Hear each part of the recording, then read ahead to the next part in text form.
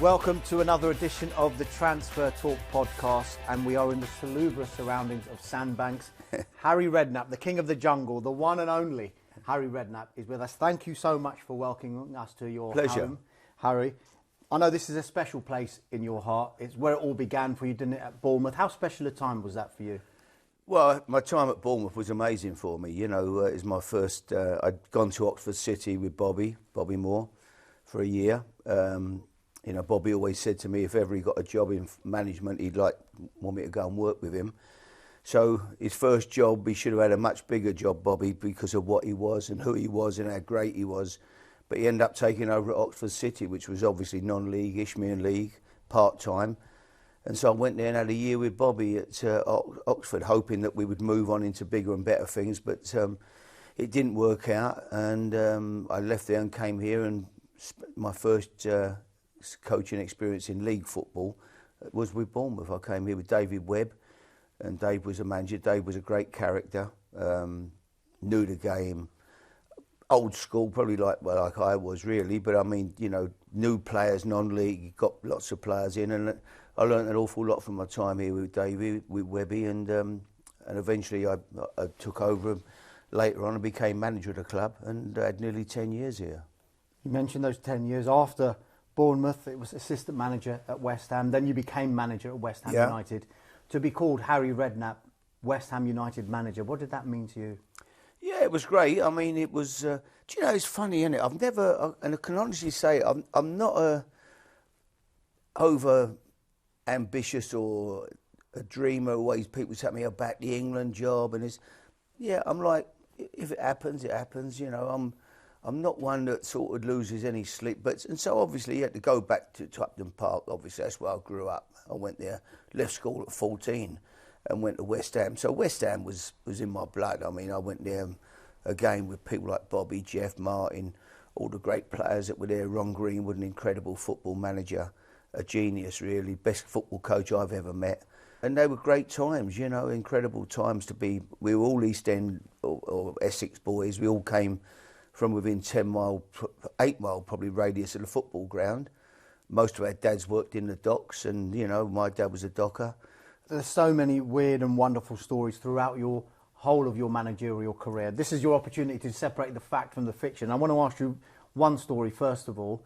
Rewind back to 1994 and a young Andrei Shevchenko.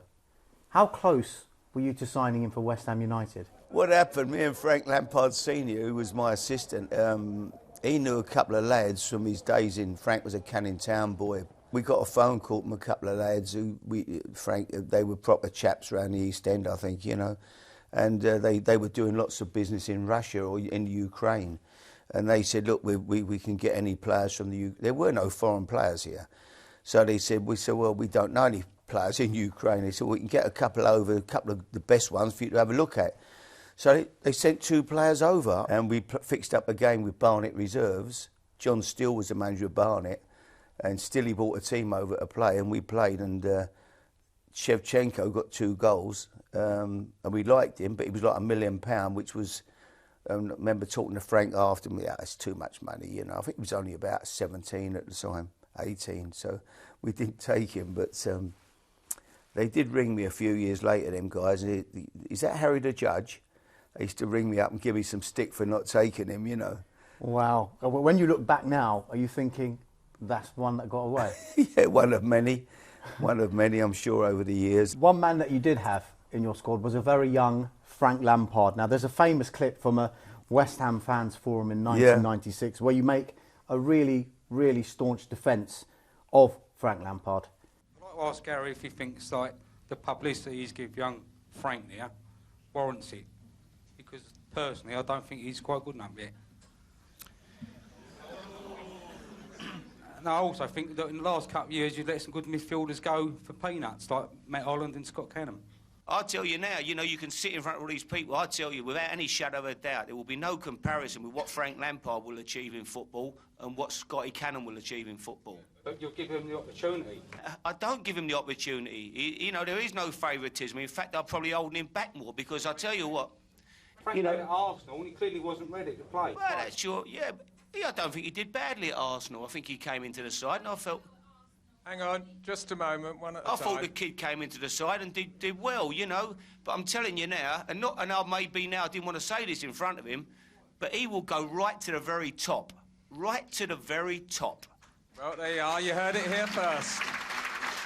And I tell you now, there ain't no doubt about that, in my opinion, you know, because he's got everything that's needed to become a top-class midfield player. His attitude is first class, he's got strength, he can play, he can pass it, and he can score goals. What you said about him, you were certainly right about Frank Lampard. What set him apart from other players? He was the best professional. I've never seen anyone. The only person I'd ever seen train like him was his dad.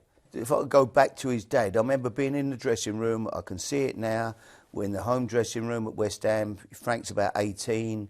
Ron Greenwood came in and said to Frank Senior, "Look, I fixed you up to go to Torquay on loan." Frank said, "I don't want to go to Torquay. I want to play for West Ham. Why do I want to go to Torquay?" He said, "Well, it would be a good experience for you, and if you do well, they might take you." Frank said, "No, I want to play for West Ham. What's wrong with me? You never tell me what's wrong with me." He said, "Well, you're not quick enough, Frank. You know, you lack of pace." And Frank said, "No, I'm not going." He said, "I'll show you." And every day he got his spikes. He came in, bought some spikes. Every day he did his sprints. Every day after training, he'd go out, take his spikes. On his own, he'd spend ages running, clipping balls, doing different, every day, every afternoon. And he just made himself, and he became a great left-back for 20 years for West Ham. And the boy was exactly the same.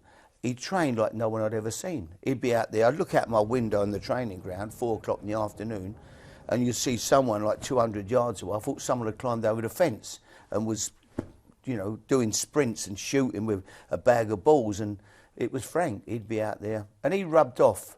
He was a great influence because the way he trained, I think, on Rio and that other little group, Michael Carrick, Jermaine Defoe, Joe Cole, they all saw Frank, and I think it had a big influence on the way they trained as well. But Frank was a class apart from anybody when it came to dedication, wanting to be a player, and the effort he put into it. It was just amazing. He made himself, he had talent obviously, but he made himself into a fantastic footballer. We'll come to some of those other players in just a moment, but one of the most eye-catching, you'd have to say, and controversial transfers that you made at West Ham was the one and only Paolo Di Canio. Yeah. Now, he said that you saved him. How did you get him? I think you might have saved me. Well, I'm not sure. how did you get him, and how much resistance was there from the West Ham board? Oh, a lot of resistance. I remember going to Terry Brown, the chairman. We needed a player, and I said to Terry, you know, I said, "Look, you know, we need." He said, "Yeah, of course, let's get someone in. You know, you need somebody who can." So I said, "I want to take Paolo Di Canio." And I remember he putting his head and holding his, going like that. "Oh no, anybody but him." You know, he'd pushed the referee, Mr. Alcock, over, and so. He didn't. I don't think he saw him as being a good idea, but he came to the club and was a genius. I loved him. I used to watch him play when he was at Celtic. He was like a little kid in the playground. He wanted to take corners, free kicks, everything. He'd run and get the ball, and then he went to Sheffield Wednesday. And when we used to go to Sheffield Wednesday, I used to just say to the players in the West Ham team, anywhere in that final third, latch on nearest man. Mark him, just mark him, throw-ins, whatever. Don't let him pick the ball up in that final third because he can just do something special. So when he became available, yeah, he was key for me to try to get him, and I just thought he can change things. It was a gamble. I remember reading a Sunday newspaper from a well-known journalist who said that I was walking a tightrope with no safety net under me, signing Di Canio. For £1.5 million, I don't see that being a risk. I think it's very, very cheap, and I think it's a great buy in my opinion, and I think we've bought a very talented player. But he was an amazing signing. The fans loved him, quite rightly so. And he could do his ability was incredible. He looked after himself. He was in great shape. He trained well, ate the right foods, didn't drink. He said that his life was at rock bottom. His career was at rock bottom after what had happened with the referee Alcock. I moved to West Ham, not in a normal way like it happened to Naples, to AC Milan, to Celtic. In the worst moment of my life and career, both together, because I linked the two things. Did he need convincing? And what did you have to say to him? No, I think I just said what I'd said to lots of players that I signed. I just said, I love him. I said, I love the way you play. I love your ability. The West Ham fans love good players. They'll absolutely love you. You know, you come to West Ham, you'll be, you know, the fans will absolutely, they love people that can play with ability. They recognise that, the West Ham supporters, and you'll be a massive favourite at the club. And I think you can, you know, I'm your biggest fan, so I want you to come and play for me. Harry, you have that reputation of being one of the best man managers that there's been in the game. Is that something that has come naturally to you, that you've learned, or it's just something off the cuff? A well done, in my opinion, will get you much further than what a, you know, you're useless or whatever. I'm not one for that. I think people keep telling you what you can't do, you believe, and you won't do it. People encouragement. There's nothing like, hey, you were brilliant today, or before a game. You know, I used to go up to Luka, get the ball, Modric, run the game. They can't get near you. You know, just keep getting on the ball, make us, and people love it, don't they? You know. And I think that's always been my way, you know, with Joe Cole and people like that. You know, I remember Joe being 14, 15, thinking, Joe, we could do with you in the first team tomorrow. You know, you're that good. And we all love it. We all love a pat on the back. You touched on the various players that you had there. Look, I can reel off a list and I'll miss some out. Rio Ferdinand, Frank Lampard, Michael Carrick, Joe Cole, Jermaine Defoe, Glenn Johnson. Yeah. Had you kept that squad together, are we talking about West Ham United challenging maybe for titles? For sure. Yeah, once we sold Rio, that was, you know, I begged Rio not to go. Leeds came in, I think they offered 18 million. I think the chairman at the time, I think he felt that there would be no more big transfers because the Bosman ruling was coming in, and I think he felt that all players then would just play, let their contracts run out and just be free agents, so there would be no transfer market. That's how he saw it going. I think when he got the offer of 18 million for Rio, he felt he couldn't turn it down. You know, I remember getting Rio in my office, you know, with Frank Senior, and saying, look, don't go Rio, don't go to Leeds, give us another couple of years here, you know. You can always go to Leeds, you can always go to Man United or somewhere. But, you know, I think he had other people pushing him into going. But, you know, I felt Leeds wasn't the move for him at that time. I felt West Ham was still his club to be at. And if he'd have given us another couple of years, I think we could have, say, pushed on and become a real force. But Joe was coming through, Michael Carrick, that little group. Suddenly, as you say, there's 6 kids there. I mean, if the other 5 are half decent, you're going to have a good team. And we had 5 other good players around as well at the time. So I think the future at that stage for West Ham looked fantastic. It was exciting for me. I used to go to every youth game. I never missed a game. When the kids were playing, I used to go to Chadwell for the home games on Saturday morning. I watched the first half, 15 minutes second half, get in my car, go to Upton Park for the first team game. I went everywhere, me and Frank Senior that year with the youth team over that couple of years. Oldham away in the Youth Cup, up to Everton, wherever the boys were playing, we were there. Because I knew that was the future of the football club, and it was so exciting to have them kids.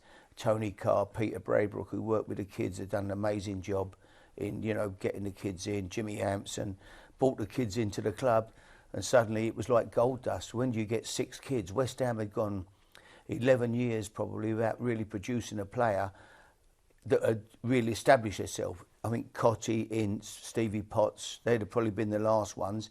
Then there was this big void where we had players perhaps come in, played a few games, but not too many that had really established themselves as top players. And now suddenly we had 6 of them come along at once. It was just an amazing, exciting feeling to be part of that. After 7 years as manager, it ended for you at West Ham. Can you recall what happened and how you felt at the time when you parted ways? Oh, I was choked, yeah, absolutely, yeah.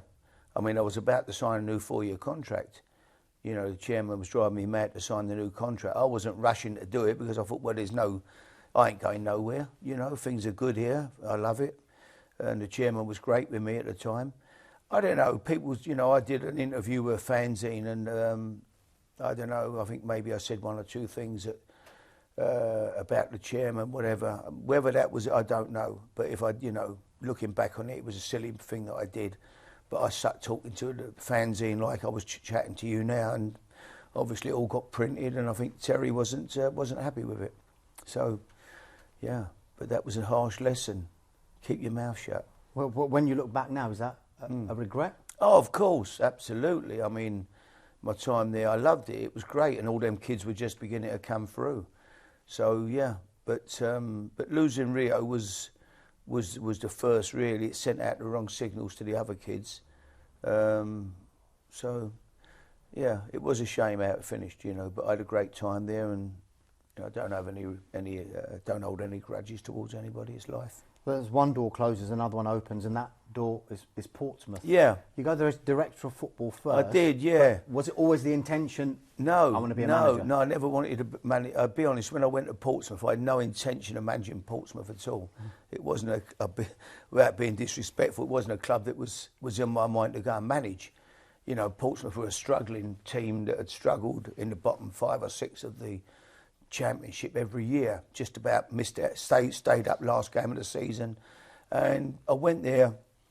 Milan, I met Milan Mandrick. I knew Milan from his days in America. He was, when I was at Seattle, he was probably the biggest owner in America. Anyway, he came and bought Portsmouth. In fact, when he bought Portsmouth, I was managing West Ham. I took a team down there to play in a testimonial for one of the staff there at the end of the season. Met Milan. He was looking at the club at the time. I met him after the game and we had a chat about America.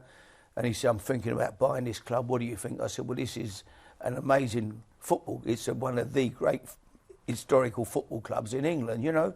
After the war, the Jimmy Dickinson era, they won titles. It was a real big club, great. The fans here are amazing. Old stadium, but everybody who lives in Portsmouth supports Portsmouth. I said, I think the potential is here. And obviously it was great. He saved the club. And then a couple of years later, I ended up going there to work with him. But no, I had no real impact on the club. I was director of football, but it wasn't like we weren't bringing in too many players. I think we signed Crouchy.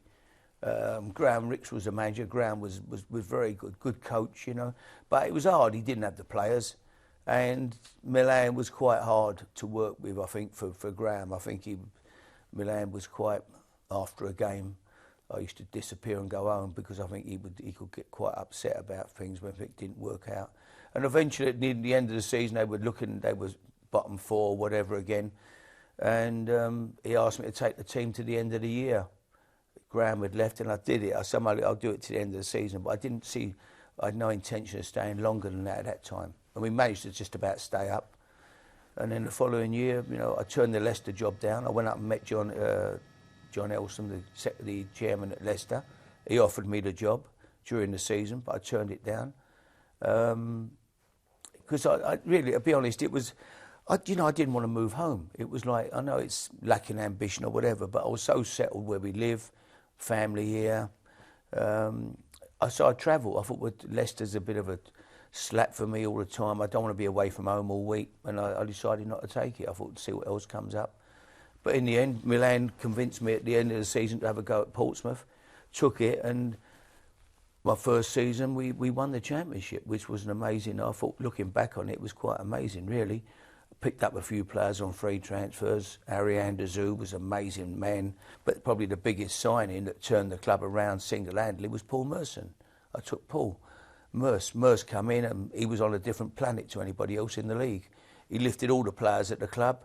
Their game lifted when he walked in the door, and off we went. We went off from day one, went on a run of winning, and Merson was pulling all the strings and making things happen, scoring goals, making goals. And it was an amazing time. I had but my best signing, apart from Merce, would have been Jim Smith. I brought Jim Smith in with me, the old bald eagle. Jim had been manager of Portsmouth previously, and Jim came to work with me. I brought Kevin Bond in, and Joe Jordan, and we had a great team. We laughed, we went on a run of winning games, and it was a great time for me. It was just amazing. Every day I look forward to getting up every morning, going to work at Portsmouth. You mentioned the likes of Merson, Steve Stone as well. Stoney go up, and then when you're in the Premier League, the likes of Sheringham and Patrick Berger keep you in the league. Yeah. Did you make a conscious effort to go for that more experienced kind of player? I went for good players. I mean, even now, I look like in the summer, I think if I was a manager, first player I would go and sign would be Gary Cahill. How is no one snapping Gary Cahill? I'd be moving heaven and earth to get him. He was my type of signing, you know, that I took at Portsmouth. Then, Harry, Velimir Zajic came in as director of football at Portsmouth. coincidentally, it seemed to turn a bit sour for you then. Yeah, I left why before did he you came resign? in. To be truthful, I think Milan was looking to shift Jim Smith. He sort of, I don't know, he had this thing with Jim, and he wanted me to let Jim, he wanted to make a change and not keep Jim. And Jim was massive to me. He was a big part of what I was doing there, you know. And I was driving home. I'd left Milan. I got a phone call from a reporter. Said, "Oh, Harry, we hear you got a director of football coming tomorrow." And Zajic, you know. I said, "I remember him as a player. He was a great player, but no, I've never met him. I don't know him." I said, no one's coming in here. So I rang Milan. He said, "This is rubbish, Harry, you know." Anyway, next morning I walked in, he was there. So I thought, well, this ain't really what I'm, you know, this wasn't in the plan. So, yeah, we had a bit of a bust up and I left. You obviously wanted the quiet life, Harry, because you went to Southampton next. Yeah, that was a clever move. Did you genuinely go into that role fully knowing the kind of abuse you were going to get? No.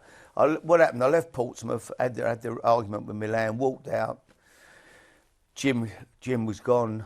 Kevin, they'd all gone. And 2 weeks later, or 10, I don't know, it wasn't very long, I got a phone call asking me if I would go to Southampton. So, you know, I thought, well, I haven't done nothing wrong in my eyes at Portsmouth. So it's on the doorstep, good club, why shouldn't I go? And I took it. I thought it was a great opportunity. So I went there, but no, I didn't realise, to be honest, the hatred between the two clubs. I mean, it was scary. It really was. My first day at Southampton, I'll never forget it. I'm driving to the training ground, and it's sort of at Marchwood, and we come to a little T-junction where you had to stop, and the ground's down. And as I stopped, there was some guys digging the road, and they were from Portsmouth. And you don't argue with them Pompey boys, I promise you. They were digging the roads, and they wrote on big Judas, calling me all kinds of names, right? And they're there. Kept my head down, and they were there every day. Every day I pulled up, they were there. And it was like winning the pools one morning. I come along and they'd finished their work and gone. I thought, oh my God, thank God.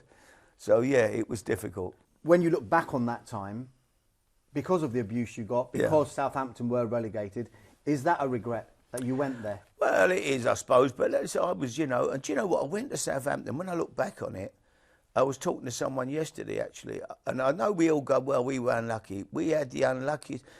When I looked at the fixtures, we played every team in the bottom half of the league at home, and all the home fixtures that we had left when I went there were against top half teams. Well, we played some fantastic stuff. We beat Liverpool. We drew with Arsenal when we had 10 men when David Pratton got sent off. We beat Tottenham. We ended up 2-1 up against, I think it was 2-1 up against Everton. Played unbelievable that Sunday. It was a live game on Sky. And the last second of the game, Crouch is taking the ball down the corner, decides to cross it instead of just keeping and if we get a corner game, he crossed it. The goalkeeper caught it, kicked it up the field. Duncan Ferguson flicked it on, and the centre forward hit a volley into the top corner, and the ref blew the whistle. Them 2 points, Middlesbrough at home, we're 2-0 up. I'm about to make a substitution to finish the game. The fourth official put up 3 minutes on the board. We're 2-0 up. 3 minutes to go. They've got a corner. I thought, I can't change it while they've got a corner. The corner comes in. Danny Higginbottom goes to head it, scoots off his head into the far corner, 2-1. They kick off, and within 10 seconds of kicking off, Stuart Downing's hit one from 30 yards, and now it's 2-2. And that was, them 3 points keep us up at the end. It was just amazing how it went. It was like fate, you know.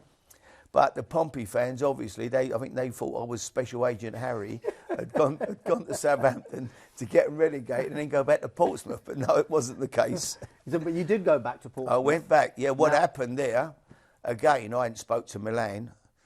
We'd fallen out, and, you know, and they were struggling. All the good players I had all been got rid of, and they'd bought a really bad lot of players in. I mean, I don't know where they found that mob from. And they were bottom of the league. And suddenly, Frank Lampard Senior goes to watch young Frank play at Chelsea against Portsmouth. Portsmouth beat them 4-0. So after the game, Frank gets invited into the boardroom, Frank Senior. And Milan came over and said hello to him, and Frank said, "Oh, you're struggling, Milan?" And he said, "Yeah, we're going to get relegated. We're useless, you know." So Frank said, "You should bring Harry back." He said, Harry doesn't like me and he won't come back now. We're not friends anymore. I would love him here, but Frank said, well, you don't know. Why you ask? He said, so he said to Frank, will you ask him? Frank rang me that night on the way home. He said, Harry, he wants you to go back there. Would you? I said, I'd go. I love it, love me time there, you know. Anyway, next thing I know, I'm strictly against the rules, I know, but I'm having a meeting with Milan at his flat in Gunwolf Quay. And next morning, it was sort of, he came on the set and I was gone, back at Portsmouth. Walked into a terrible, terrible, terrible team. I mean, awful. They were stuck at the bottom of the league. And my first games, I've gone to Aston Villa. Now the fans now, from loving me when I was there, absolutely, I was like, it was an amazing time in my life.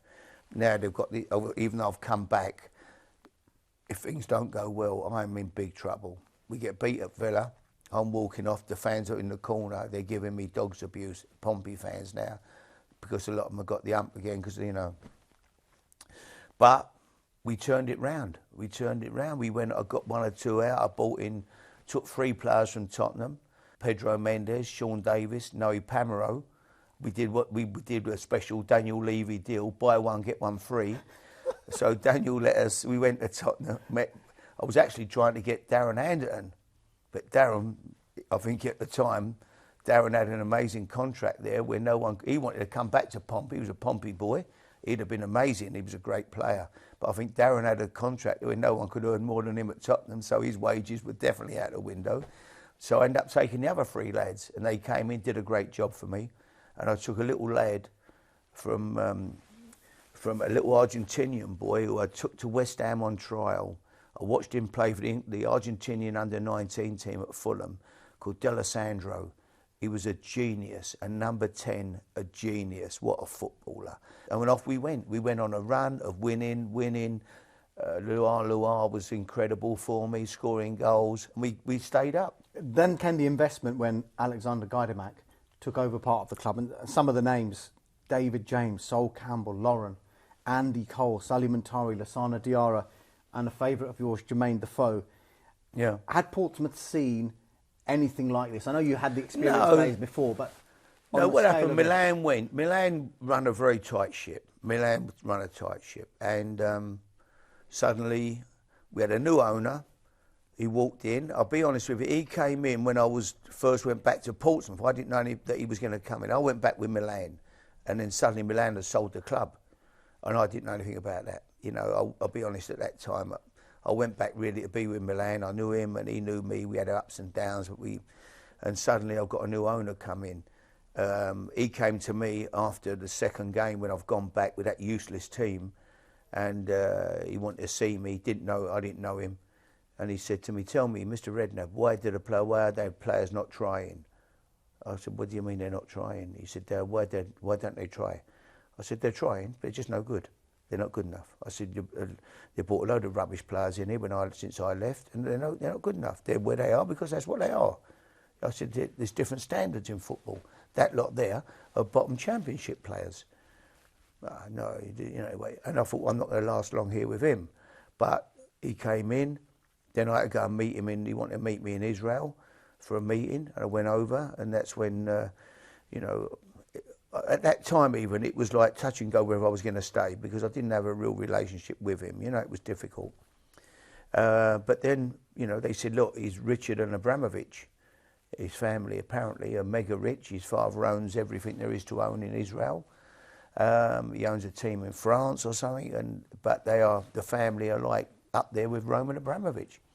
And he wanted to bring players in, good players, and that's what we did. We went out. But when people look back and they go, "Oh, that money that was," you go through it all and look at it carefully. Lassana Diarra came for £4.5 million. He had a get-out clause at Arsenal, and they sold him for 20-odd million to Real Madrid. People like Sylvain Distin came on a free from Man City. We sold him for £6 million to Everton. Sol Campbell came and took, I think, a quarter of his wages that he was earning at Arsenal. He'd left Arsenal, Sol, and fell out of love with football, didn't want to play anymore. I had to convince him to play football again. He'd walked out half-time at Arsenal. Yeah. And so the money was irrelevant. He didn't care about it. People thought, oh, he's getting this. He didn't care about money. Wasn't an issue. He was going to come back. Could I convince him to play? I couldn't offer him any sort of big deals, but he wanted to play football again, and that's what we had to convince him. And when he came, he was incredible. But the whole group were like that. So people thought, oh, they spent all this money on these players. David James came in again. We give £1 million for Jamo. Suddenly we signed the best goalkeeper in England, in my opinion. You know. So, but people look back and think, oh, with all that, it wasn't the case. I mean, I don't know what goes on behind the scenes. This club was run by Mr. Guidermack. What he'd done with the money or where them, I don't know. It was not my bit. But we built a fantastic team. Sully Montari, sold him to Milan. Players who went, there weren't too many we bought in who we didn't make a profit on. Defoe, one of your favourites, of course. He arrived, but it kind of required, didn't it, Benjani to leave for Manchester City. Now, that was easier said than done, wasn't it? Yeah, well, Benji didn't want to go to Man City. He was very happy at Portsmouth. But we got a crazy offer from Man City. So I had to drive him to the airport and push him on the runway. He wasn't too keen. Then about 2 hours later, when I rang him, he hadn't arrived in Manchester. I rang his mobile, and he was still sitting at the airport. He didn't get on the plane, so I said, "Wait there, Benji. I'm coming. Don't worry. Wait there, please." And I drove to the airport, and there was one more plane, and I managed to drag him across the runway and get him on the plane to get the deal. We needed the money because this was tight to deadline, wasn't it? It was. He got there about 1 o'clock in the morning, I think. But I think somehow they got it through. I don't know how. Goodness me, Kanu was another big name to arrive. Kanu, I mean, just tell us the story of how you got Kanu. Well, what happened with Kanu? He wasn't playing. He'd been at West Brom the year before. First game of the season, we're playing Blackburn Rovers at home. We haven't got a fit striker on the books, not one. Everybody was either injured or suspended. So I said to Tony Adams, I'm thinking, we're looking through the Rothmans, but I said, what about Kanu? Anyway, we keep looking, can't find anybody. Eventually, I rung him up. I said, look, what are you going to do, King? Are you going to... He said, yeah, I want to play, Gaffer. I said, well, I want to bring you to Portsmouth, you know? He said, I'd love to come. I said, well, come down tonight, Sunday, and tomorrow we have a fitness, have your medical, and I'll sign you. I need you for Saturday against Blackburn. Anyway, he came down. Tony wasn't convinced. So we had a reserve game that day, funny enough, with Cardiff. So I said to him, look, playing the game, I said, it's not a trial. This is just for get you fit for Saturday. To be honest, if it had been no good, I think we'd have failed him on his medical or something, you know, and got out of it. But he played in the game, scored 2 goals, and he was amazing. On the Saturday, he made his debut against Blackburn, first game of the season. They were a good team, Blackburn, at that time. And he scored another 2 goals and missed a penalty. We went to Middlesbrough in the midweek. He got another 2 goals. And he never looked back, and he was still playing about 5 years later. Scored the winning goal in the semi-final, won the final of the FA Cup for me. What a footballer. He was a genius. He was a great, great footballer. Unbelievable ability. 6'4", had a touch and skill like I've never seen. He was what a great lad. Great guy. You say what a player. I mean, he was instrumental when, I guess, Portsmouth's greatest day. And you led them to the FA Cup. Yeah. It was a great day. Has anything ever come close to that in your career? Well, it was a great day, but yeah, I mean, getting Portsmouth promoted that first year for me was always special. The cup win was special. Keeping Portsmouth up when I went back, that was make or break for me. If they hadn't stayed up, I was in massive trouble. So that was a great day. But yeah, other days, you know, other times that, you know, were great. You know, even at West Ham, we finished 5th in the Premier. That's the highest position I've ever finished in the Premier League. I mean, that was great. We played great football in my time at West Ham. Helped to produce them great players. So that was a great time for me, you know. Following season, you're still at Portsmouth. You're happy at Portsmouth. Yeah.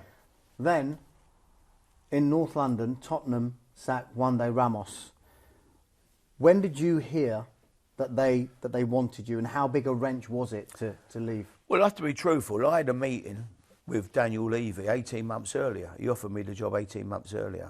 I met him at his house. And Daniel asked me to go there then. But I didn't, you know, at that time I was very happy at Portsmouth. Things were going great for me, and I turned the Newcastle job down as well. You know, Mike Ashley offered me the job with great offer, great club, Newcastle. But my life was so good at Portsmouth, I didn't want to leave. I just loved every minute of my time there, you know. But then we played in Braga on the Thursday night in the European Cup with Portsmouth. I got on the coach and next day, and it was a phone call from Tottenham asking me would I go and meet Daniel that night. I went there, but again, I was still as great a club as Tottenham was. My life was so good at Portsmouth. I really wasn't even looking to leave, you know. But I went there and met Daniel, and, you know, yeah, okay, I thought, well, maybe I'm never going to get an opportunity again like this, you know. And they were stuck at the bottom. They'd had a terrible start, and I took the job. And I'll be honest, I said to Daniel, can we leave it till after the weekend? He said, no, we've got Bolton on Sunday. We're bottom of the league, 2 points. He said, I need you in place, Harry. I need you in the dugout. I said, but on Monday, I'm getting the freedom of the city of Portsmouth. And anyway, he said, I can't.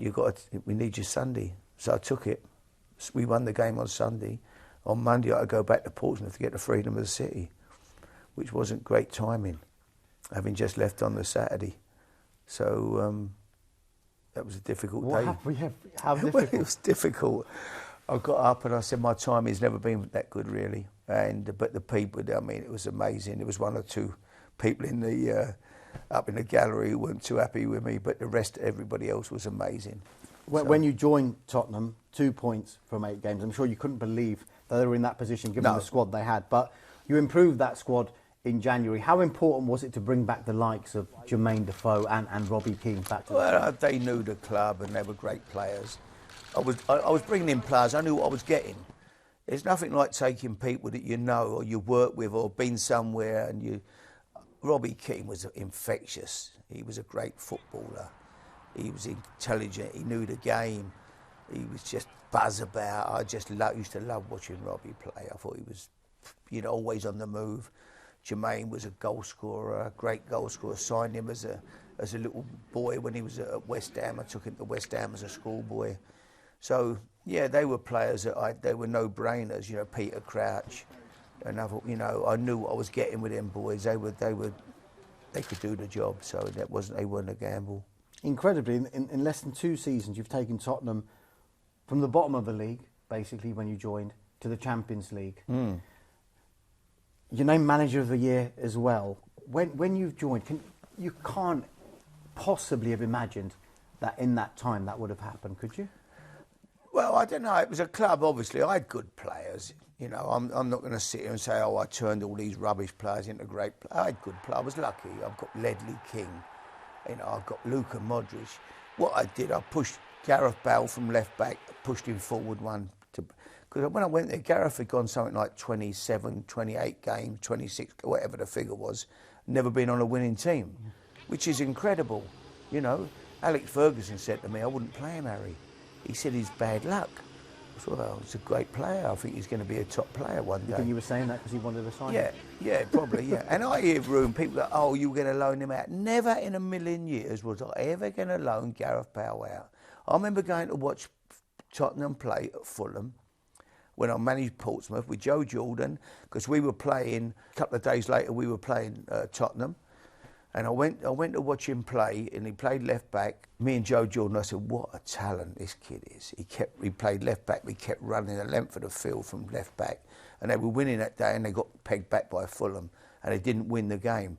I had him at Southampton as a kid. He was always going to be a great player, in my opinion. You know, he'd just been unlucky, he hadn't been on the winning team. If he'd have stayed at left back, he'd have probably been the best left back in the world. But I just thought we'd get more out of him. I had Ben Wild-Cotter, who was a great left back, and I could push him forward. And Luka Modric, who was playing left wing, I pushed him inside the central, where he'd never played at Tottenham, and changed his... So suddenly that little switch, both players went on, and it struck lucky for me, and they became incredible players in them positions. There were other big players who came as well, of course. Rafael van der Vaart. Rafa was fantastic. What a player. Great lad. Had this top class. Could score, could make goals, see a pass. Loved him as a footballer and as a person. Great lad. There was another player, I think he played at Wigan, didn't he? Wilson Palacios. I took Wilson Palacios. He was rumoured to be joining some of the other clubs. What happened with Wilson? Well, I took Wilson from Wigan, and he came in, and I felt he gave Tottenham something they'd been missing.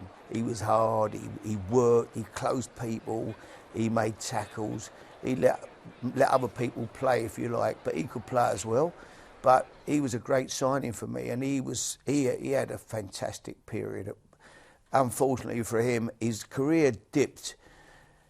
It was a sad story. His brother got kidnapped. His brother was supposed to be an even better player than him. The whole family were footballers. I think there was 5 brothers, all good players. The father was a football coach.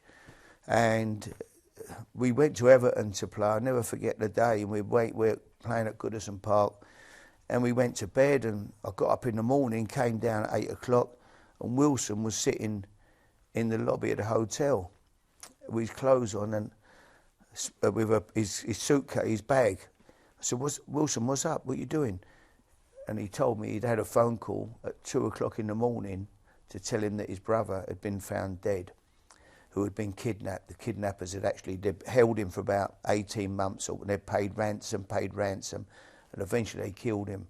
And he was younger than Wilson. And Wilson didn't want to wake me up. When he got the phone call, he was so respectful, or whatever the word, he wouldn't ring me up to wake me up to tell me that he had to leave to go back to Honduras to see his family. And he waited until I came down in the morning to tell me. And he sat there all night in the lobby from 2 o'clock just on his own. He was an amazing boy, you know, and I had so much respect for him. But his career after that, it was never quite the same, you know. He sort of, his form tended to dipped, but having gone what he'd gone through, obviously, and there's no wonder, you know. But I had so much respect for him. Harry, you'd taken Tottenham into the Champions League, and the next season you'd finish in a Champions League place, but then the one thing that could stop you going to the Champions League was Chelsea winning the title. Yeah. At Bayern Munich's ground. It happens. Yeah, and I went to the game, which wasn't the best thing I ever done. I went with Jamie and Graham Souness, and they said, come over for the game. And so I watched the game, watched it go to the penalties. At a walk, they kept us, after the game, they kept the Chelsea fans in, and I walked round the pitch past the Chelsea fans, and as I was walking, they started singing Thursday Night Channel 5 to me. All of them, you know, it was a bit. So yeah, that was a bit of a downer that day. In the build-up to the end of that season, you were keeping tabs on a certain Eden Hazard, weren't you? Through Joe Cole, who was playing with him. Joe rang me, yeah. How close were? Well, I met Eden Hazard again. You know, listen, transfer deals, how they're done. I met Hazard in a hotel in Paris. I had an hour chatting to him. Great lad. I love, what a footballer, genius. And yeah, he was up for coming to Tottenham, but unfortunately, for whatever reason, I wasn't involved in transfer deals. Is all I do. If I see a player, I can only tell. I tell Daniel and whoever's doing they do the deals. As a manager, you're not in on them. You don't go into meetings with players, but it never got that far. I think they couldn't agree a fee with the club or whatever, so we didn't get him. How did it work then at Tottenham? What was Daniel Levy's role and what was your role? Did you just say to Daniel, these are the 2 players? There's a list of 5 players. Yeah, oh yeah. No, if I wanted to play and Daniel could get him, we'd get him. But it's like, you know, he would do the deal. It was up to him to speak to Joe Lewis, whoever who owned the club, and Daniel to sit down and do a deal and talk to the player's agent, whoever they met with, and try to get a deal done, you know. If the figures are not, then he'd come back to me and say, Harry, we can't do a deal with this club, they're too expensive, or the player, we can't deal with the player. Was he good to deal with? Was he? Yeah, I never had a problem with Daniel. It's the opposing clubs that had the problem with Daniel. Oh yeah, he was hard. Yeah, he's a hard man. Oh yeah, he'd fight you for the last shilling. I mean, yeah, he likes to win a deal, but I think he loves transfer deadline day. He's in his element there, where he's doing the deals, and he's a dealer. He's a dealer, clever man, clever dealer, you know. But look, have a look at Tottenham. Have a look at the training ground now. Have a look at the stadium. It's incredible the work that's been, what he's done there. So, you know, he's took the club onto another level long term. Also that season, Harry, the England job. Yeah. We all know it became available and Fabio Capello resigned. Can you tell us how close you came to getting it? How did you have talks with the Football Association? No, I never met anybody, no. But I looked at certainty, really, didn't I, at the time, not being... I mean, the bookmakers don't get it. I was 10 to 1 on, which means you'd have to, as a betting man, and look, people, you have to allow 10 to win 1. So if you put £10 on, you had to put £10. Roy Hodgson was 10 to 1 against, which means you put £1 on to win 10. That was the difference. It was, you know, even speaking to people at the LMA, like Richard Bevan and people like that, they who were involved, obviously know the FA, they said, I had people from the FA ring me as well, telling me, you know, you got the job's yours and everything, yeah. But you didn't actually have any talks? No, I never had a meeting, no, nothing, no. But because of all the noise around it, were you speaking to Daniel Levy and saying, look, it's likely I'm going to get offered this? No, I never really discussed it with Daniel, to be honest. I think it was, we sort of just waited and see what happened. And it was difficult for me because I had such a good team at Tottenham. Things were going great for me. And, you know, but then you don't turn England down, do you? You can't. You'd have taken it, I'd had to take, of course. They had England had great players at that time. You know, they've got some good players now, but they had, at that time, you know, the likes of Steven Gerrard and Wayne Rooney and all these, Frank Lampard and all them still playing, and they had some fantastic players. So, yeah, I would love to have managed England, obviously. You mentioned when you joined Spurs, even though you were happy at Portsmouth, you were thinking that opportunity might not come again. Is that basically what you thought about the England job? Oh yeah, of course. Yeah, it was it was only going to happen. You know, it was that one opportunity. But listen, the FA, they choose who they want. They chose Roy, and Roy's a great manager. He's a great guy. So that's life. I just moved on. I didn't come home and start laying. I've not got the job. It's like, you know, I don't sort of spend my life like that. You know, you move on, didn't you? But I mean, by the end of that season, you didn't get the opportunity to manage England, and then Tottenham say, right, I think the time has come now. That was completely out of the blue, yeah. Did you feel let down then? I was disappointed. I didn't see it coming. Never had any inkling at all that was going to happen. What reasoning did Daniel Levy give you? No reasoning. No, I couldn't say I met Daniel and he'd give me any reason. Daniel, Joe Lewis owns the football club, you know, probably a major shareholder. So they made a decision. They wanted to go. But I always felt that, you know, with Tottenham, that they did like the director of football one, you know, and because they'd had it before I went there, and then I became the manager, and it was different. And then when I left, they brought in AVB, and they brought Baldini in as director of football. And I think that was a system that Daniel liked. He liked that director of football coach type role. You've got so many amazing memories from your managerial career. You've given Sky Sports News a lot of memories as well. You're intrinsically linked with Deadline Day. You always wind your window down. Yeah. There's still one or two bits and pieces in the air, and it's still possible that something could happen, you know. But no, I've been pleased with what we've done so far. When you look back on days like that, are they days that you miss when you're not manager? Oh yeah, of course. And people always say, "Why did I only did it? I don't want to be on television and doing transfer deadline.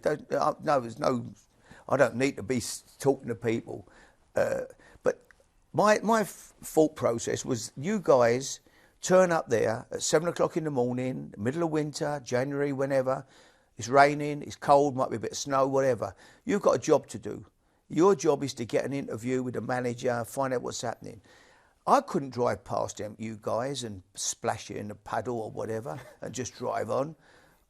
You've got a job to do, and if I can help you do your job, same as I need help to do my job, I would stop and talk to you, because it's good for you. Your governor's back at Sky. Great, we've got an interview with the manager at Tottenham. Harry's going to do it, and it's good. And that's why I did it. I did it for that reason, not because I want to suddenly start talking about players that might be coming or going. I'd much rather gone straight in, had a cup of tea, but it's not my nature to do that. I talk to everybody. I give everybody my time. Harry, finally, East End footballer, successful manager, king of the jungle. King of the jungle. What's the greatest achievement? Footballer, but coming out, you know, it was great for me to become I grew up in East London. My dad was football mad, worked in the docks all his life. So to go into professional football was, you know, that was our life. My dad was football crazy, and I was the same as a kid. And so to leave school, come out the East End with no education whatsoever, unfortunately, it's the biggest regret I have, that, you know, I didn't really come out of, you know, but I've done okay. I've done okay, and I met a lot of nice people. First bit of advice I got ever from Ron Greenwood would be nice to people on the way up, because you meet them on the way down. And that was always my belief. It's been more than Good, nice to see you.